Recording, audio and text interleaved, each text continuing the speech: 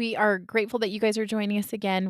We're grateful also for Rebecca for joining us and talking about Liam and things as life has as it's been after his passing. So Rebecca, thank you again. Welcome back Thank to Still a Part you. of Us. So Rebecca, can you give us just a brief overview of what happened to Liam and how long ago he passed away? Mhm.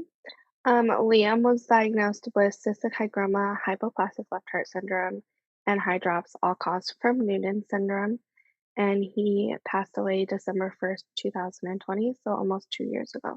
Yeah, at the time of this recording. So, and if you haven't had a chance to listen to her episode, I would highly recommend it. It is I the entire time I'd be like, "Oh, this is just gut-wrenching," like one appointment after the other, just finding Yeah. out things and just having that grief that you were dealing with basically the entire time. So I'm Mhm. so sorry about that. Thank you.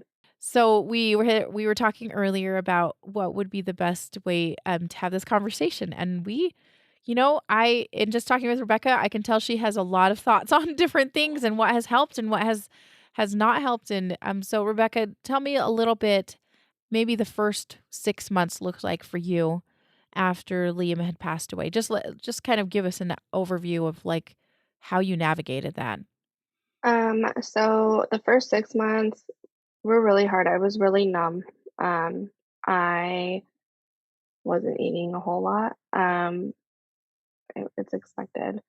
Yeah. Um, I honestly felt like my head was being held underwater until we got our genetic results back on if we were carriers or not. But I began therapy, and Yes. that seemed to really help. Um, and I actually told my fiance, we actually got engaged 12 days after losing him. Oh, you Um, did. yeah, he proposed December 13th of 2020. I told him the only way we are going to survive losing our son is by leaning on each other. Mm, I've seen and heard of a lot of couples that after losing a child, they don't make it yeah. because it's hard. And I said, we have to communicate and we have to work through this together. And I mean, the first 3 months, we were together, and we leaned on each other. And he was my best friend through everything. Yeah. And and his daughter, I tell everyone she saved me. She gave me a reason to get up and shower and cook Yeah. and do all the things Yeah. because I was staying home with her because of COVID. Right. And I went back to school and got my medical license for being a medical assistant, Mhm. and I went back to work. Yeah. So it helped. But Kind I tell everyone she saved me Yeah. because she gave me purpose. Yeah. You really do feel like so we were in a very similar situation where we had our daughter and we knew we had to get up for her. Like, if Hmm. anything, we had to get up for her. If Yeah. we you might not feel like getting up for yourself or for each other, but you Yeah. definitely need to get up for that little person that is leaning on you to be fed and clothed, and so, yeah. And then I know that you talked earlier about this is that you found relief through writing, Hmm. right? So tell me a Yeah. little bit about that and how that helps you process. So my therapist was kind of helping me try to uncover, that's the word I'm looking for, Mhm. coping skills, Yeah. music was one, coloring and journaling. Mm. In the middle of the night when I was pregnant, I would get up and go to the bathroom and I would just cry because my baby was sick and I didn't know how much longer. And afterwards, if I got up in the middle of the night, I would cry and I would go and sit out in the living room outside our room and I would just start writing whatever, letters to Liam, how I was feeling, what I was thinking. Yeah. And on his 1 year anniversary, I launched a blog Mhm. and I started to share our journey and what that looked like, what it's looked like afterwards. I also share recipes and just a little bit of everything, just trying to help moms who go through this and process it and understand that being mad one day or 1 minute and sad the next or happy, like it's normal and nobody Totally. can tell you how to process this because it's different for all of us. Yeah. And it really like, the way you say it's like, You could be mad one day or 1 minute. Yeah. I mean, it really is those swings can be quite dramatic sometimes, Mhm. and it is and it's perfectly fine the way it comes to you because this grief process is not an easy, clear-cut anything, Mhm. so Yeah. you wrote a lot. Is there anything, that you felt like really stuck out to you in some of your writing that you wanna tell us a little bit about? Like, maybe some advice that you found to be resonated with some of your readers? I did one on, like, what not to tell moms after Oh, they lose their baby. yeah, let's hear some of those. I love that question, actually. Yeah, everyone's like, "I'm so sorry for your loss, but at least you can get pregnant." And I'm like, "Yeah, I guess," like, what are you supposed to say to that? Yeah, Honestly, the best response anyone has ever given me is, "That sucks." yeah, And I'm like, I never I told my therapist, like, I never thought something that blunt and simple felt okay, yeah. Because you know? it actually legitimately acknowledges what happened Mhm. and that they weren't trying to fix it, right? Yeah, They were just yeah, saying, "Sucks. Just yeah. sucks." And I tell everyone, "You're gonna go through this differently," but what something that was important for me to go through was I wanted him to be known. Mm, I didn't want him forgotten.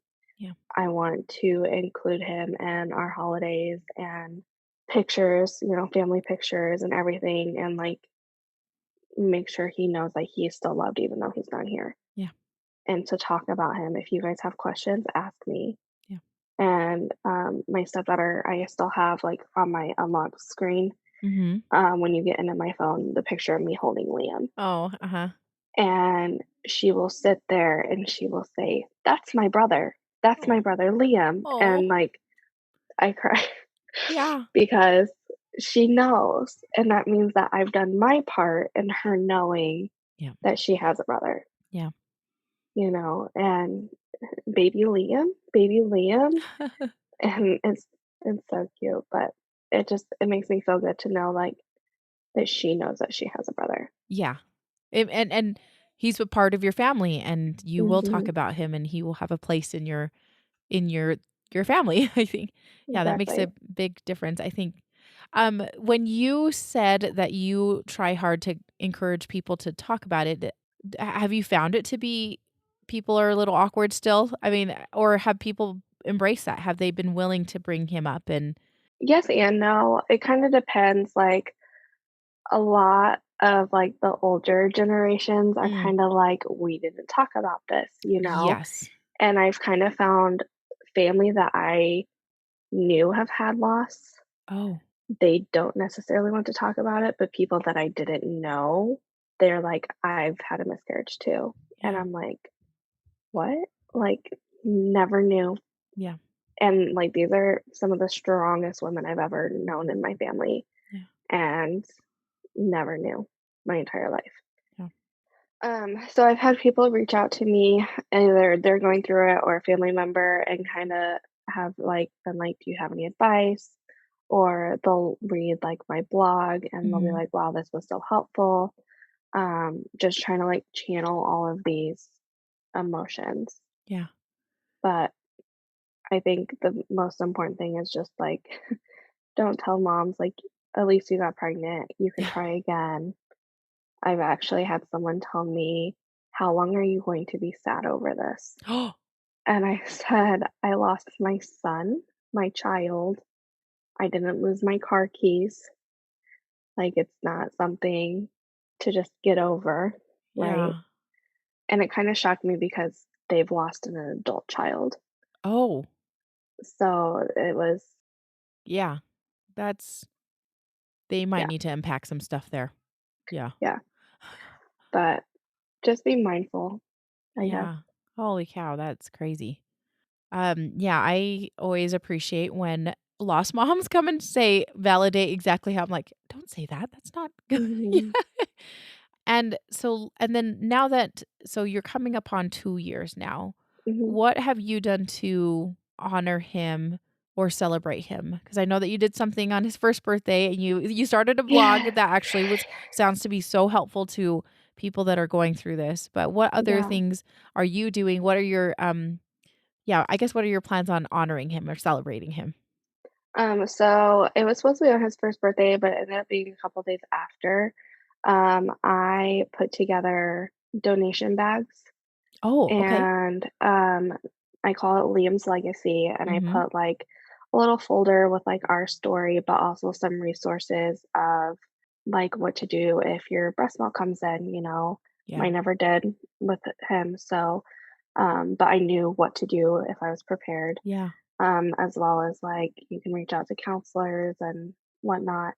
I met a girl who lives in California who makes candles, Mhm. and she made me candles and shipped them to me. And I put those in there, and they're like Cool. vanilla scented, so it's like a nice calming Yeah. smell. And then I put a notebook and a pen in there. Mm. And I told them, you know, like I found journaling comforting and easy, like an easier way for me to channel my emotions. Yeah. And so it's just a couple little things just to help. And I gave them to my doctor, and then I gave them to another mom who is from my OBGYN's office who Mhm. works at the other hospital in our area because they have nothing like that. Oh, that's And great. yeah, so I actually just gave her some a couple months ago. But I gave a couple days after Liam's first birthday to my doctor, and I told him, he asked me how I wanted them to get them. Do I want them to get them, you know, during delivery, like after delivery, like I got my box and all my stuff, right? And I said, honestly, that was a little overwhelming. What I would like is that mom that comes in after having her delivery for her first post-op, you know, postpartum appointment, have the conversation there and That give it to them. yeah. Like, I wow, that is I think that would be so helpful because it is overwhelming getting they give you a packet of papers, they give you this Mhm. box, and you're like, "I what am I doing with this? What is happening? I have to Yeah. deliver my baby that who has passed away," and, like, it's so much, so I think that is so wise for you to ask it for it to be given after that postpartum at that first postpartum appointment, I because think too, because then you have like time to kind of like channel those emotions, uh-huh, yeah. you know? So, like, if you say, like, we have a mom that comes here that's gone through your situation, like, Mhm. I actually gave him business cards with my blog on it, Yeah, and he has those out at his office too. So that's that way, awesome. if they don't necessarily want that, then they can at least read the blog. Yeah. And we actually had a miscarriage after Liam. It was 2 months after. Oh, wow. And I was 3 to 4 weeks along. Mhm. And I didn't know. I just knew that I hadn't had a postpartum period, Yeah. and I was like, "I don't know what's going on." And my aunt told me to take a pregnancy test, and it was faint, but it was positive. Mm. Told me to retest in 48 hours. Same thing. They did blood work, and for like a week straight, I was going every other day. And I was at like 21 and went down to 19, and then like I wasn't doubling like I was supposed R to for blood work. okay, okay. And they said that I was having a early term miscarriage. And Mm. so I told him like if they need someone that's been through both sides of that spectrum, Yeah, then give them this card. yeah. And so that's what they've been doing. That's great. When you mentioned that you had a miscarriage after the loss of Liam, so were you guys so you didn't know you were pregnant, and were you guys trying to get pregnant? Yes, and no, we weren't like actively trying, but we Gotcha. weren't preventing. Preventing. Okay. We're like whatever happens, happens, you know. Mhm. And it happened, and Yeah. but it didn't. So that one was a little bit hard to deal with just because I didn't know.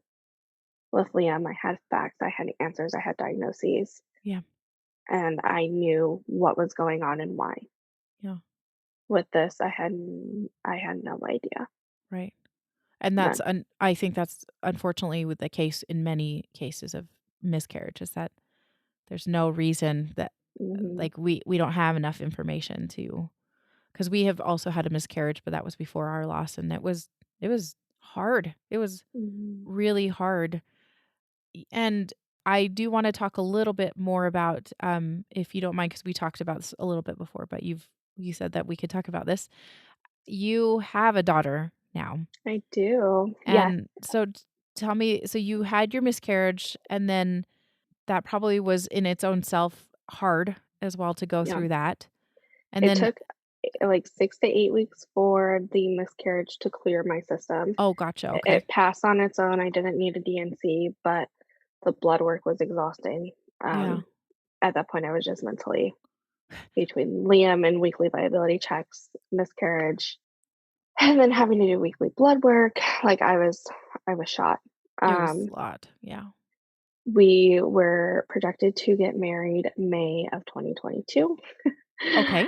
and we miscarried February 6th of 2021, Oh, and I was like, "If we're gonna get pregnant, we have to get pregnant by July 1st, and if we're not pregnant by July, then we're gonna wait until after we're married because I wanted at least 2 months in between having the baby and our wedding and you're day ready to to yeah, regroup, yeah. right? You So, need your body needs that. yeah, so I was like, "I don't wanna be walking down the aisle still pregnant or just giving birth, like, that Yeah. doesn't sound like a good time." Yeah. Um, Yes, so we exactly. started actively trying, and May May 17th, I took a pregnancy test, and I didn't have any symptoms, but I knew my period was coming, and I wanted to know. Yeah. And I was like, "It's probably gonna be negative, but let's just take one." And it was positive. And I was like, "What?" Um, so I called my doctor. My blood work was double, tripling, doing everything I was Doing supposed to. yeah. And we did not announce we were pregnant, like, s publicly on social media until 22 weeks, until after I saw MFM, Yeah. um, and I saw my second doctor, not the Oh, first one. as you're okay, okay. Yeah.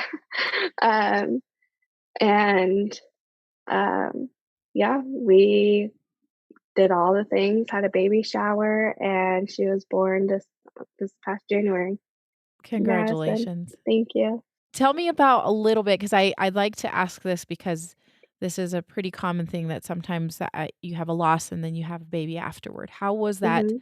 How was that pregnancy for you? My pregnancy was rough, and I actually talk about that a lot in my blog. Mhm. Um, Pregnancy after loss, it's just it's hard. Yes. I For me to mentally process my pregnancy, I put milestones in front of us. Mm. Like, we actually bought our first house last June, and I was like, "I'm not painting, like, I'm pregnant," and we Yeah. told my parents and his dad that weekend, and then or we told his dad a couple weeks later when he came over to see the house, Mhm. and I had, like, a picture of my ultrasound on the Oh. fridge, and my mom, we did, like, the bun in the oven. Oh. Um, we're like my fiance was like, "Can you teach me how to like, work the oven?" And she's, like, showing him, and she opens it, and she's like, "What is that? Can you put this in here?" She was like, "It's a roll." And she's like, "Bun in the oven." "Wait, is there a bun in the oven?" And I was like, "Yeah," and then she started crying, and she started Oh. screaming, and she's like, "Honey, there's a bun in the oven," to tell her husband, and it was really That funny. that is really cute. But I was not painting, um, so I was like, "You guys have to paint, I'll just watch you." Yep. And I Mm. sat outside a lot that day just because of the fumes, Yeah, but totally. I put milestones ahead of us, like, we had to reach 12 weeks, we had to reach, 13, 14 weeks when we were told to be When okay, mhm. because, like, the 12-week thing, I was like, that's when they say you're safe. Yeah. But with Liam, that wasn't the case. No. A week later, my world came crashing down, and I waited till the 12-week period Yeah. to share with the world we were pregnant. Um, and I said, I cannot announce publicly again until after we see high risk. Yeah. And since my doctor had done 2 or 3 additional scans already, so 17 weeks, we were on a date at like an hour away, and um, I went to the bathroom and I started spotting. Oh, and I was like, "We have to leave now." yeah. And we called the doctor. My doctor was on call that weekend, thank goodness. And I was crying and I was like, "I'm spotting." And he was like, "Okay." He said, "Go home. You're on bed rest. You're not going to work tomorrow. Okay.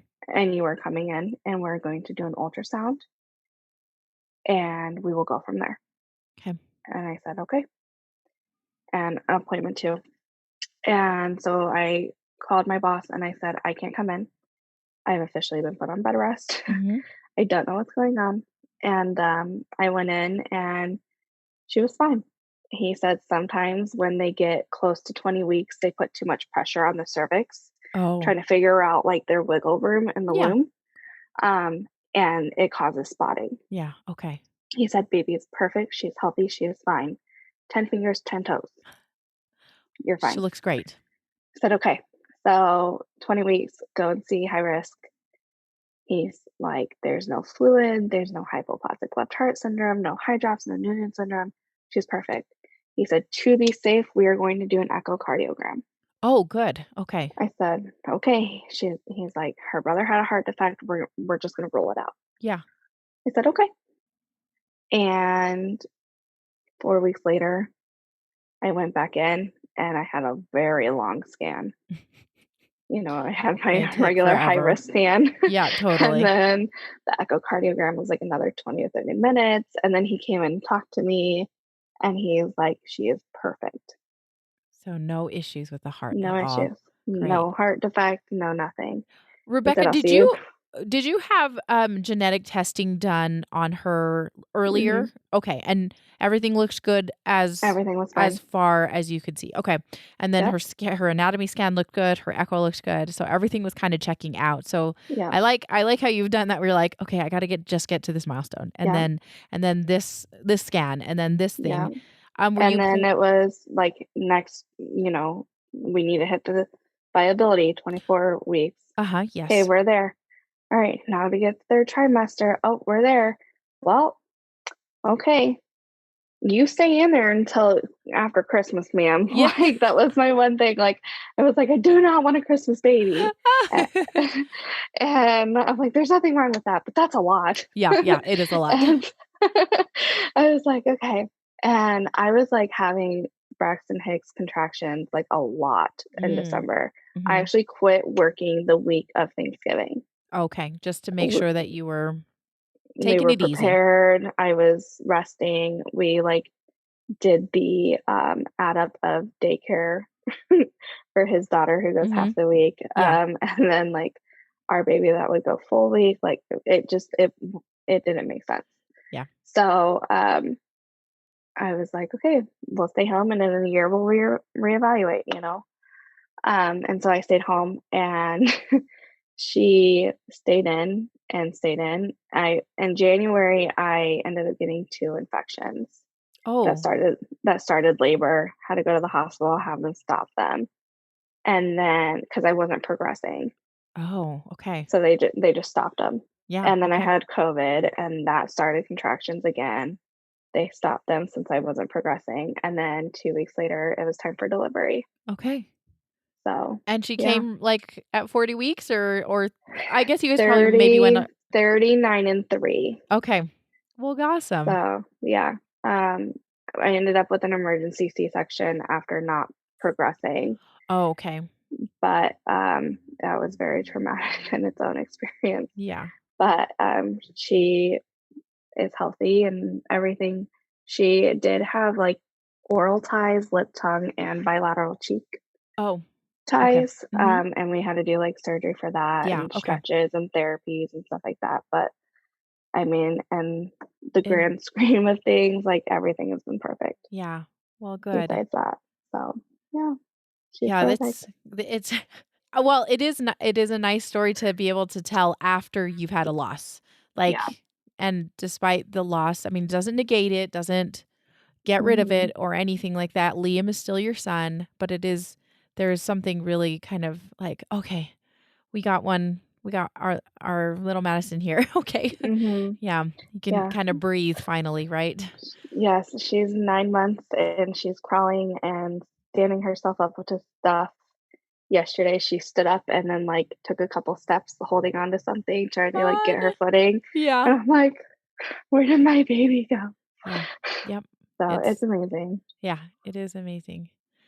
Rebecca, this has been really just a fun conversation. Is there any other bits of advice that you would like to share with us before we close up today? Advocate for yourself and your baby. Oh my goodness. Amen to Like, that. that's a huge thing, like, I see a lot of women that, go through similar things, and they're like, "Where do I even begin?" Yep. And I was very vocal with all of my doctors in my care Yeah. that I would not be terminating unless I had to. Yeah. I would not deliver unless I had to. Yeah. And this is, I wanted skin to skin, I wanted vaginal delivery if I was able to, like, I wanted to latch, like, I wanted all of these things, and this is Mhm. how I wanted it done. Mhm. And I got what I wanted for him, Yeah. with him. And if your doctor's not willing, then find another doctor. Like, Yes. really, No, I I did. yes, I think that, like, that is that is a great piece of advice because it is so easy just to because it's, like, unfortunately, our medical system is in such a way that, like, sometimes you get kind of hurried along right through the system. Like you Mhm. just like, okay, you look fine, good, and everything. But then you're like, oh wait, I had all these questions. So you do need to be an advocate for yourself in general. Like I think in the Mhm. especially in the medical system, but especially for your wants and desires, especially with your this kind of loss, you want to be able to create the memories Yeah. and have what needs to happen as best as you can. So I think that is a one great piece of advice. And also, I wanna point out, like, you it's your right too. Like, you wanted to you're like, "I do not wanna terminate this pregnancy." That was your right to do that and, to speak up for yourself for what you believe in. And then also, like, I love the fact that you're like, when you at your postpartum, you're like, I gotta leave because this is too hard Yeah. on my mental on Yeah. me mentally and emotionally." Like, you need to sometimes get up there and not get into somebody's face or anything like that, but Yeah. to say what's needs to happen. And I feel like the way you did it was really a nice way of doing it. I mean, like, because you said, "If they can't see me soon, I'm gonna have to come back at a different time." And it wasn't being Yeah. a jerk or anything by any means, but it was very, "This is what I need to do for myself. And Yeah. if it doesn't work this way for you guys, then cool, we'll do a different time." It Yeah. is what it is, so Maybe not wait 45 minutes like I yeah. did. No, no, no, but the thing is you're like you kinda think, "Okay, I can do this. It'll be fine." And then you're like, "Just kidding. I can't do" So I think it's a learning process too, Yeah. right? It was, like, after the 6th or 7th baby that came in, I was like, "I'm drowning. Yeah. Help. Help. Like, please get me back there because if not, like, I have to go on the other side of this door." Yeah, exactly. Yep. Yep. I think those are some I think that is awesome. And then just I also wanna point out that, you were also an advocate for when you had your baby afterward, with Madison, because a lot of Mhm. those ones were like, "I wanna know these things, I wanna find out these things, I wanna get the testing that" I really think that same thing, being an advocate for yourself while you're maybe experiencing a loss, and then also if you get pregnant or having a baby afterward to really speak up for yourself. I think that is a great piece of advice. Thank you. Yeah. Well, Rebecca, thank you so much for your time today. It has been wonderful chatting with you, hearing about Liam, Thank thank and you. thank you so much because I know that it's going to help somebody. It usually Thank does. you. So thanks again. Thanks.